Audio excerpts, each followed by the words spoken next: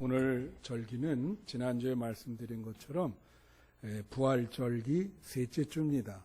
부활절기가 50일이라 그랬어요. 그래서 세 번째 절기인데 제가 오늘까지만 이 부활에 대해서 말씀을 드리고 다음 주부터는 좀 비슷한 다른 주제로 말씀을 드리려고 그래요. 오늘 말씀의 제목이 예수 부활의 현재적 시점이 아닌데 이게 잘못됐네. 왜 이렇게 예수 부활의 현재적인 힘입니다. 다 같이 예수 부활의 현재적 힘. 네, 예수님의 부활은 제가 말씀드렸듯이 과거, 현재, 미래가 있다 그랬어요.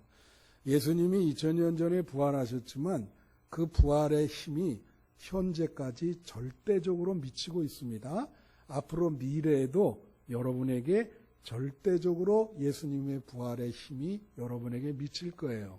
그래서 오늘은 주로 그 2000년 전에 부활하신 예수님의 그 힘, 그 능력이 오늘날 우리가 사는 이 현재에 어떤 힘과 영향을 주는가.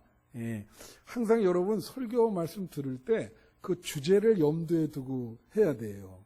어떤 분은 이 주제와 상관없는 얘기를 하는데 이 말씀은 주제에 딱 따라서 이렇게 되는 겁니다. 그러니까 오늘 여러분에게 말씀드릴 내용은 부활하신 예수님이 현재 우리 성도들에게 어떤 영향력을 주시고 어떤 힘을 주시는가, 그 부분에 대한 거예요. 어떤 2000년 전에 예수님이 부활하셨을 때 어떤 일이 일어났냐면 제자들이 예수님 십자가 질 때 여러분도 잘 아시다시피 배반하고 저주하고 다 도망갔어요.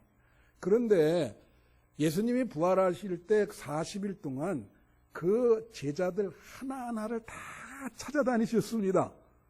그리고 그들을 다 다시 회복시키시고 40일 동안 하신 일이 그거예요. 그래서 그들이 삶을 포기하지 않도록 그렇게 새롭게 그들을 빚으셨다. 그래서 오늘 본문 말씀이 고린도후서 5장 17절에 뭐죠? 그러므로 누구든지 그리스도 안에 있으면 새로운 피조물이라. 이 말씀은 부활하신 예수님이 여러분을 새롭게 빚어간다는 거예요. 부활이라는 게 다시 태어나는 거거든요. 그러니까 새로운 피조물이 되도록 부활하신 예수님이 여러분을 빚어가신다. 지금도 역사하신다. 그런 내용입니다. 여러분, 부활하신 예수님이 여러분을 찾아오십니다. 그리고 여러분을 새롭게 빚어가시는데 제가 근간에 읽은 책 중에 말콤 클레드웰이라는 사람이 있어요. 이분이 캐나다 사람인데 책 제목이 그 개는 무엇을 보았나. 이상하죠, 책 제목이. 그 개는 무엇을 보았나. 이 번역돼 있으니까 여러분 한번 이렇게 보시기 바랍니다. 근데 그 내용에 보면 그 사람이 그 책을 쓴 거는 동물 심리학자 중에 시저 밀란이라는 분이 있어요. 시저 밀란. 근데 이분이 뭐를 하냐면 여러분 개 중에 개도 사람이랑 똑같더라고요. 이렇게 보면 개가 이렇게 버려진 개들 있잖아요. 그러면 이 개가 버려질 때 굉장히 싸납고 뭐라 그러죠? 막 광폭하게 변합니다. 사람도 버려지면 그렇게 되잖아요. 그죠? 그래서 근데 꼭 반려견을 키우려고 하면 끝까지 책임을 져야지. 아니, 왜 중간에 버릴 거면 왜 키워요? 그죠? 그렇게 버리는 사람이 그렇게 많대요. 근데 이 개가 광폭하고 막 지저대고 사람들 물고 하는데 이 동물 심리학자인 시저 밀란이라는 사람이 그 광폭한 개를 머리를 한번 이렇게 싹 쓰다보면 그 개가 온순하게 변한대요. 그래서 이 말콤 클레드웰이 그걸 보고 도대체 저 개도 마음이 있고 이 뇌가 있을 텐데 어떻게 변화가 돼서 저렇게 온순하게 바뀌나. 그거를 연구한 책이 그 개는 무엇을 보았나? 뭘 봤기 때문에 저렇게 개가 아니 머리 하나 이렇게 쓰다듬었는데 개가 그냥 얌전해져. 에? 놀랍지 않아요, 여러분? 그런 일이 일어납니다. 그러니까 부활하신 예수님이 제자들 한번 가서 머리 한번 쓰다듬었는데 제자들이 다시 일어난 거예요. 새롭게 된 거예요. 예? 그래서 여러분 부활하신 예수님이 여러분을 지금도 찾아가시는 거야. 그래서 여러분을 이렇게 쓰다듬으시고 내가 옆에 있다. 그럼 새롭게 된다니까. 새로운 피조물이라. 완전히 빚어가셔. 예. 그럼 무슨 현재의 무슨 예수님의 부활이 어떤 힘을 우리에게 주고 어떤 영향력을 주는가? 세 가지요. 세 가지를 기억하면 돼. 이게 성경대로 얘기하는 거예요. 첫째는 뭐냐면 새로운 믿음을 세워줘요. 쉽게 말하면 믿음을 잃어버렸던 믿음을 다시 세워주시는 거야. 견고하게. 여러분 잘 알다시피 예수님 그 십자가 달릴 때 제자들 다 도망갔잖아요. 근데 억울한 면이 있어요. 대표적으로 욕먹는 사람이 가룟 유다와 베드로만 욕먹는데 사실 12명이 다 도망갔거든. 그러니까 아마 지금도 그럴 거야. 그 나머지 사람들은 베드로 때문에 내가 살았어. 응? 다 그 사람들 욕만 하지. 그게 아니요. 다 믿음을 버리고 자기 고향으로 다 돌아간 거예요. 예. 다 완전히 믿음도 포기했어요. 포기했다니까요. 예. 그런데 예수님이 어떻게 해요?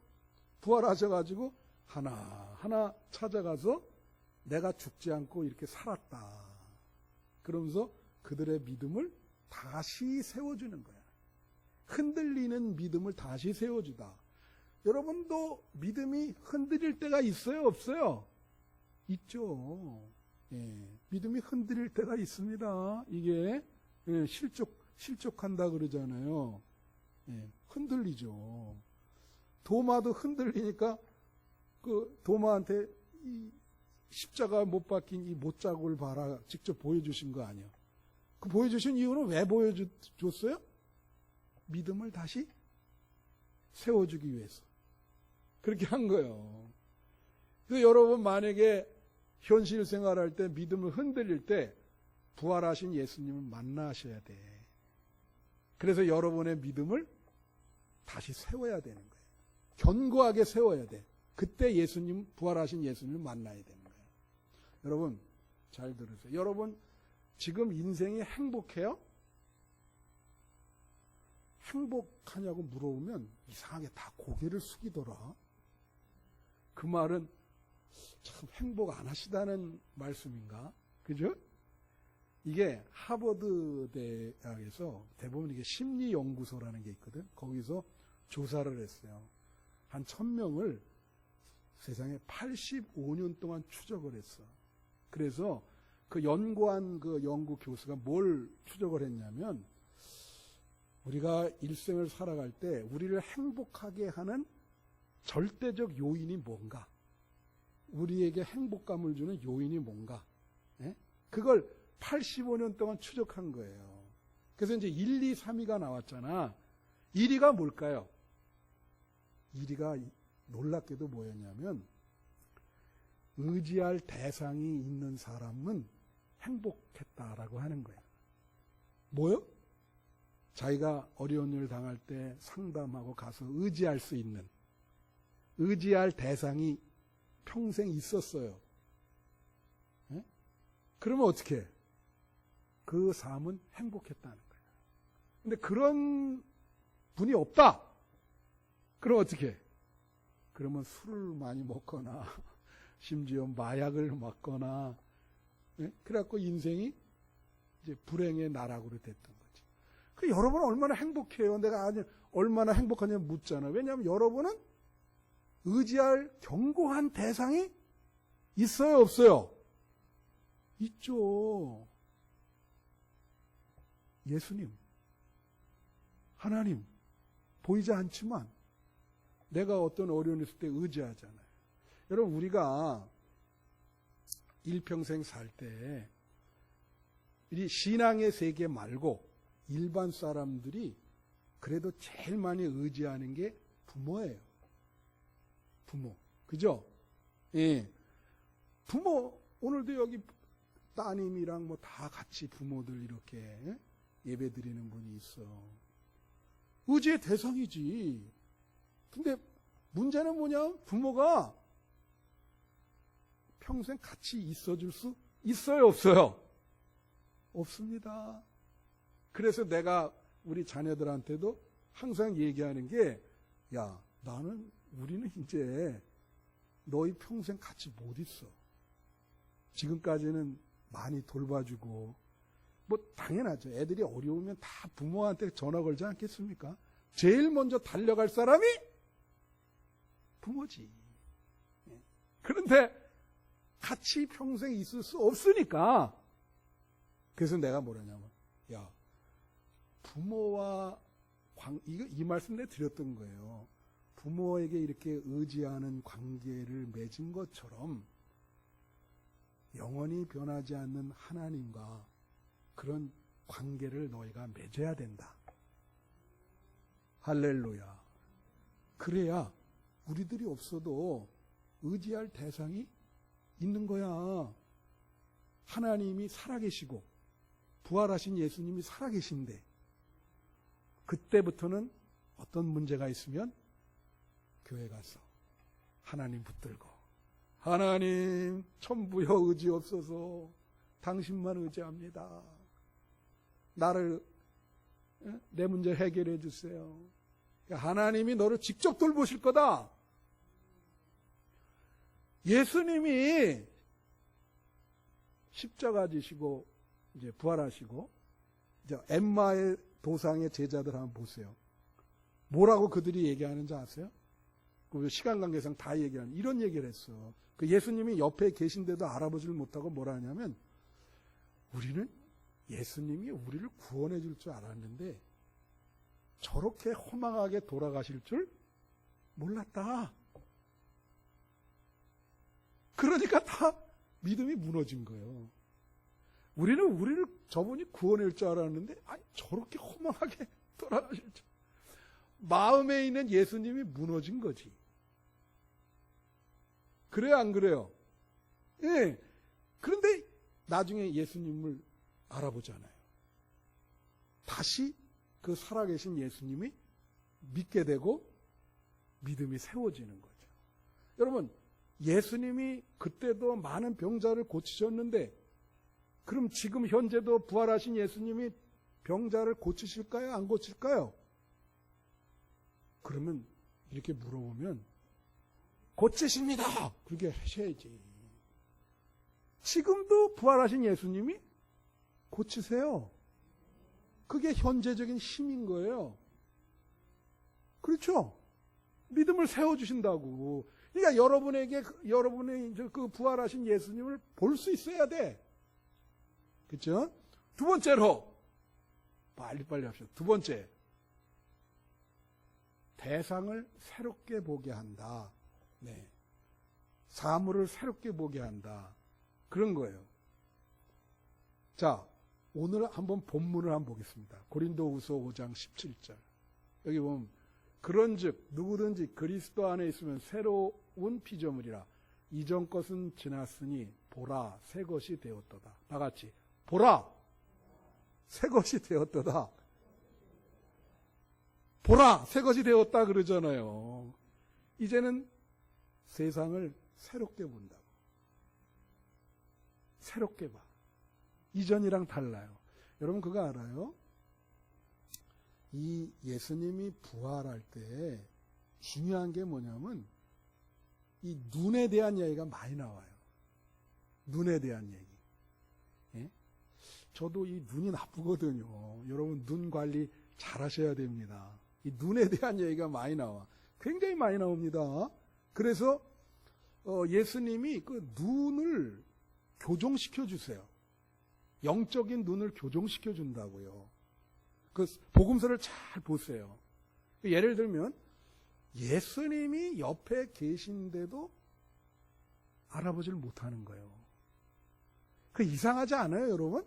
그 성경을 읽을 때 그런 걸 한번 자세히 보세요. 아니, 3년 동안 같이 지냈는데 왜 못 알아볼까? 이상하지 않아요? 여러분, 만약에 영적으로 예수님이, 부활하신 예수님이 여러분 옆에 오실 때 여러분 알아볼까요? 인지를 할까? 그 문제예요. 그래서 요한복음 20장 여기 보시면 14절에 이렇게 있어요. 이게 마리아가 예수님을, 부활하신 예수님을 보려고 이제 부활한 예수님을 본 게 아니고 무덤에 간 거예요. 그죠? 동산에 갔는데 뭐라 하냐면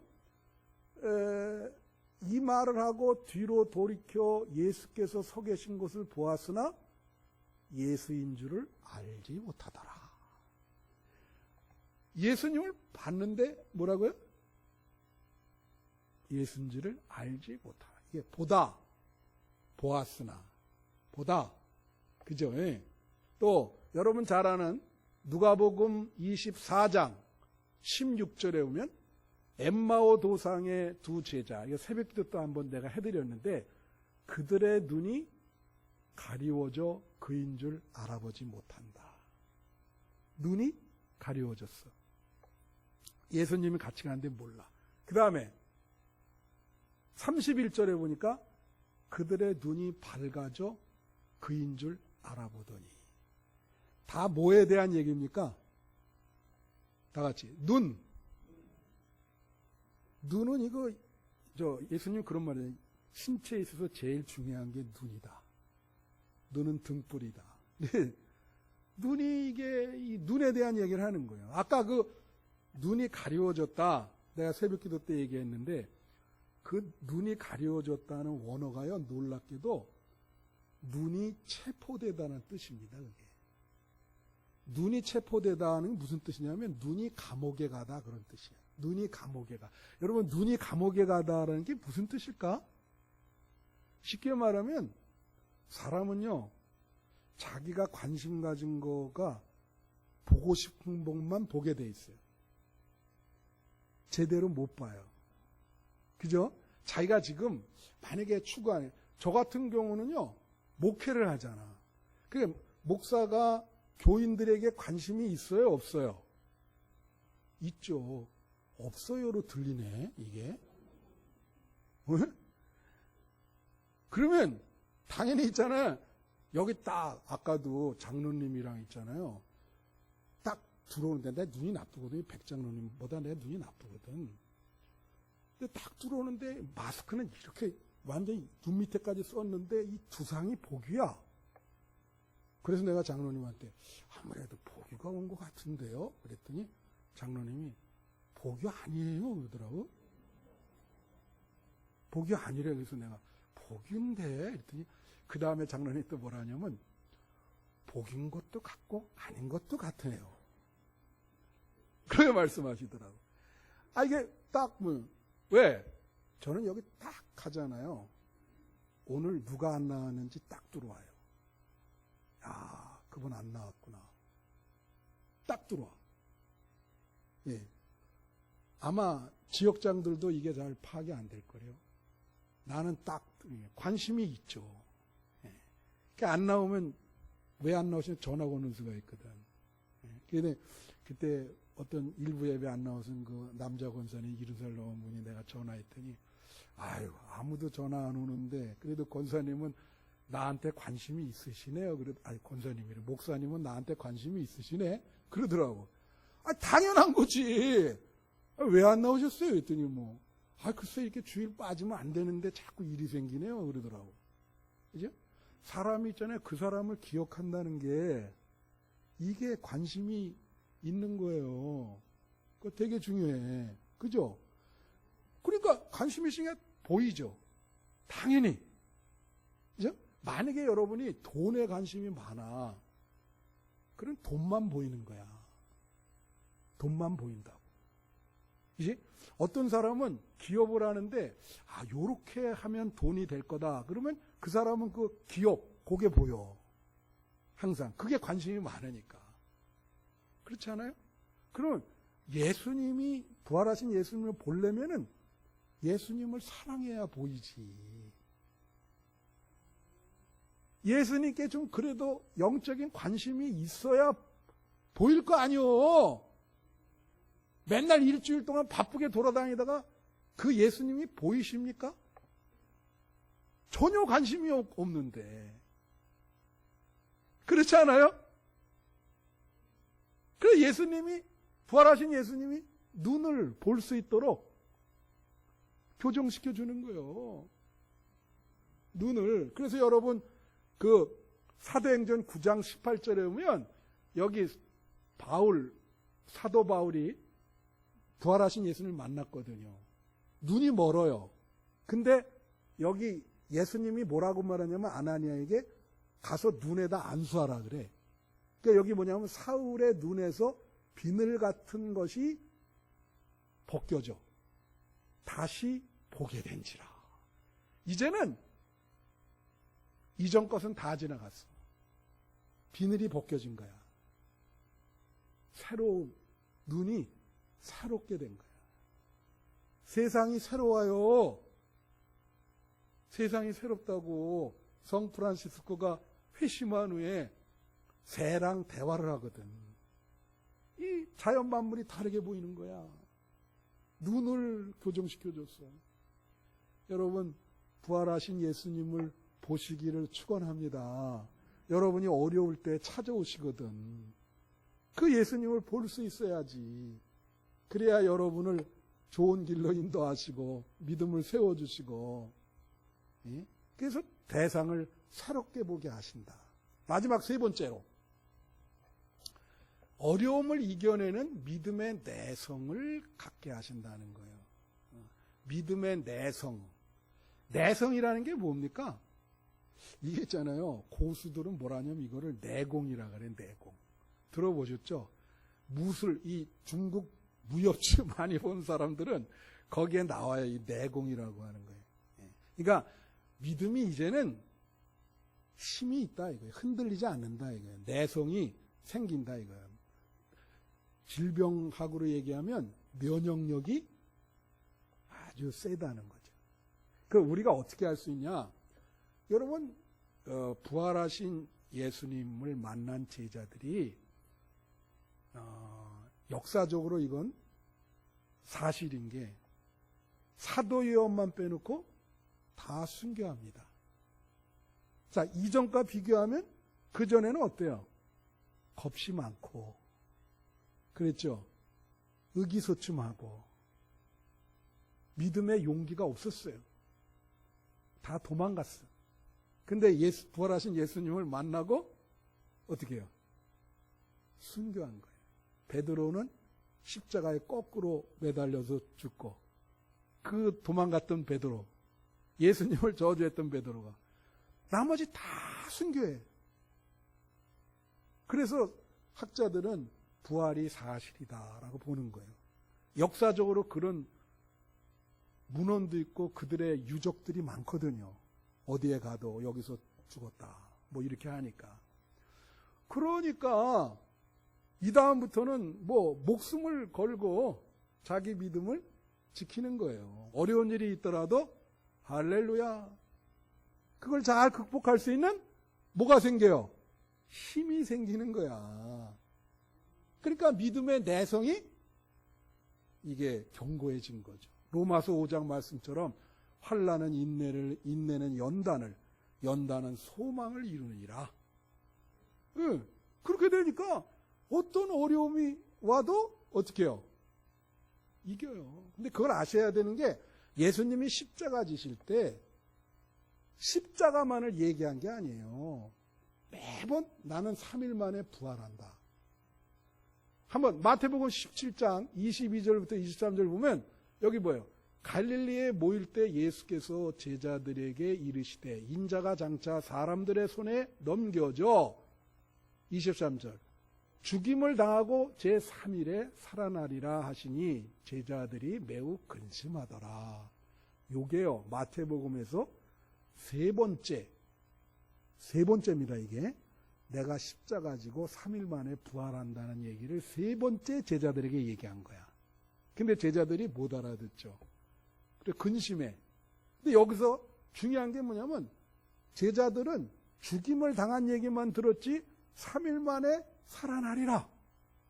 그 얘기는 안 들린 거야. 그러니까 얼굴에 근심이 가득하죠. 예수님은 십자가 지시면서 벌써 그때 부활을 얘기하시는 거지. 소망을 얘기해. 부활. 다시 산다. 다시 산다. 십자가를 통해. 십자가라는 건 뭐예요? 그건 어려운 환난입니다. 그 어려운 환난 속에서 부활을 보시는 거예요. 우리는 다시 일어난다. 어떤 어려운 일이 있어라도 다시 일어난다. 할렐루야. 그런 말 있잖아요. 이제 말씀 마치는데 우리 그때 축구할 때 나왔나? 중꺾마. 중간에 꺾이지 않는 마음이라. 그게 뭐예요? 어떤 어려운 일이 있어도 중간에 포기하지 않는다. 이거를 공자가 뭐라 하냐면 이거를 어려운 말로 자획이라 그랬어요. 한자로. 자획. 이 자획이라고 하는 게 뭐냐면 이 중꺾마의 반대말인데 자기를 스스로 한계를 짓는 거예요. 자기를 스스로 한계를 짓는 거. 그게 자획이야. 그러면 중꺾마는 뭐예요? 자기가 스스로 한계를 짓는 게 아니에요. 예, 여러분은 무한한 가능성이 있습니다. 할렐루야. 부활하신 예수님이 여러분이 어려움 당할 때 찾아오세요. 왜 찾아오시냐? 여러분 어려운 문제를 해결해 주시기 위해서. 그걸 여러분을 도와주기 위해서 오는 거예요. 그러니까 이 믿음의 내성, 예수님을 만나서 부활하신 예수님을 만나서 믿음의 내성이 생기셔서 어떤 어려운 일이 당해도 굴하지 않으시고 믿음으로 극복하는 여러분 되시기를 축원해요. 할렐루야. 기도하겠습니다.